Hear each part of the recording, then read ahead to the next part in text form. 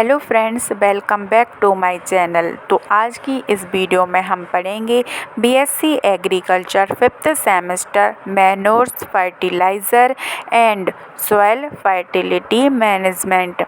इससे पहले कि आप लोग मेरे चैनल को सब्सक्राइब कर लें, जिससे कि आपको और भी वीडियो मिल सकें, और वीडियो को लाइक करें, कमेंट करें, वीडियो को शेयर करें और मेरा टेलीग्राम चैनल भी ज्वाइन कर लें, जिससे आप लोगों को नोट्स और पीडीएफ मिल सकें। तो आइए देखते हैं।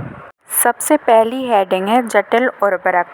जटिल उर्वरक वे उर्वरक होते हैं जिनमें एक ही कण में एक से ज़्यादा आवश्यक पोषक तत्व होते हैं। ये दो या दो से ज़्यादा उर्वरकों को एक विशिष्ट अनुपात में मिलाकर एक सजातीय मिश्रण तैयार करते हैं, जैसे एनपीके।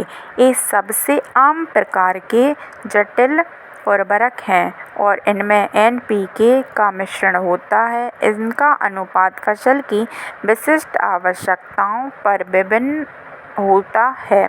एग्जाम्पल एन 20%, पी 20%, के 20%। इसके बाद है एनपीकेएस।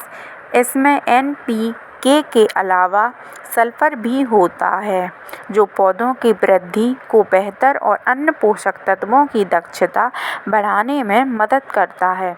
एग्जाम्पल एन 15%, पी 15%, के 15% और एस 5%। इसके बाद है एनपीकेएलजी। इन जटिल उर्वरकों में एनपीके के अलावा एमजी भी होता है, जो पौधों की वृद्धि और विकास के लिए महत्वपूर्ण होता है। एग्जाम्पल एन 10%, पी 10%, के 10%, एम 2%, एस 12%। इसके बाद है एनपीकेएसए। इस जटिल उर्वरकों में एनपीके के अलावा सीए कैल्शियम भी होता है, जो कोशिका भित्ति निर्माण और पौधों की संरचना के लिए महत्वपूर्ण है। एग्जाम्पल एन 15%, पी 15%, के 15%, सीए 3% और एस 10%। इसके बाद है नैनो उर्वरक और मृदा संशोधन। नैनो उर्वरक और मृदा सुधार कृषि प्रौद्योगिकी में एक अपेक्षाकृत नया और तेजी से विकसित हो रहा क्षेत्र है। नैनो तकनीक का उपयोग करके पारंपरिक उर्वरकों और मृदा सुधार की प्रभावशीलता को बेहतर बनाने के लिए डिज़ाइन किया गया है। पौधों द्वारा पोषक तत्वों की उपलब्धता और अवशोषण को बढ़ाया जा सकता है। नैनो उर्वरक ऐसे उर्वरक हैं जो पोषक तत्वों की उपलब्धता और अवशोषण को बेहतर बनाने के लिए नैनो तकनीक का उपयोग करते हैं। इन्हें पारंपरिक उर्वरकों पर नैनो कण की परत चढ़ाकर बनाया जा सकता है व पोषक तत्वों का रिसाव रुक सकता है। वे पौधों के लिए अधिक सुलभ हो सकते हैं। नैनो संशोधन यह मृदा संशोधन है जो मिट्टी के गुणों और पौधों की वृद्धि में सुधार के लिए नैनो तकनीक का उपयोग करते हैं। इनका प्रयोग मृदा पीएच संशोधित करने, जल धारण क्षमता बढ़ाने और पोषक तत्वों की उपलब्धता बढ़ाने के लिए किया जा सकता है। मृदा अपरदन कम करने, मृदा संरचना सुधार में भी मदद करते हैं। उर्वरक भंडारण। उर्वरक भंडारण उर्वरक प्रबंधन का एक महत्वपूर्ण पहलू है, क्योंकि उचित भंडारण उर्वरकों की गुणवत्ता और प्रभावशीलता को बनाए रखने और पर्यावरण प्रदूषण को रोकने में मदद कर सकता है। भंडारण स्थान उर्वरकों की सूखी, ठंडी और हवादार जगह पर संग्रहित किया जाना चाहिए, जो सीधी धूप, गर्मी के स्रोतों और नमी से दूर हो। ये समतल सतह पर होना चाहिए जहां मलबा और अन्य पदार्थ न हों जो संदूषण का कारण बन सकते हैं। इसके बाद है भंडारण कंटेनर। उर्वरकों को वायुरोधी टिकाऊ कंटेनरों में संग्रहित किया जाना चाहिए जो विशिष्ट प्रकार के उर्वरक के लिए डिज़ाइन किए गए हैं। कंटेनरों पर उर्वरक का नाम, खरीद की तारीख और समाप्ति तिथि अंकित होनी चाहिए।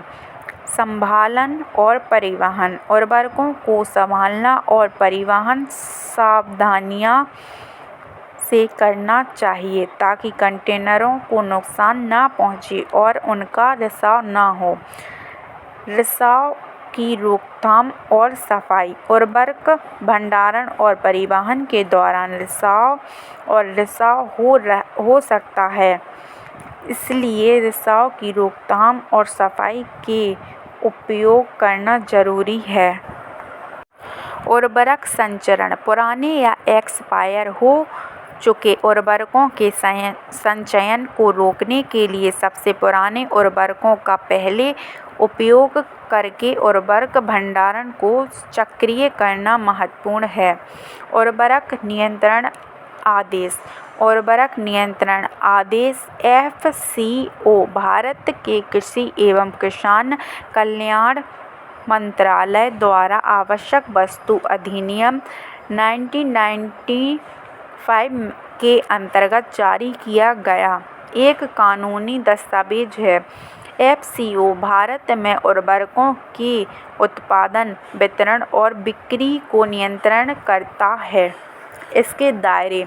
FCO सभी प्रकार के उर्वरकों पर लागू होता है जिनमें रासायनिक उर्वरक, जैविक उर्वरक, जैव उर्वरक और सूक्ष्म पोषक उर्वरक शामिल हैं। यह उर्वरकों की गुणवत्ता, लेबलिंग, पैकेजिंग और परिवहन के लिए न्यूनतम मानकों को निर्देशित करता है। इसकी गुणवत्ता मानक।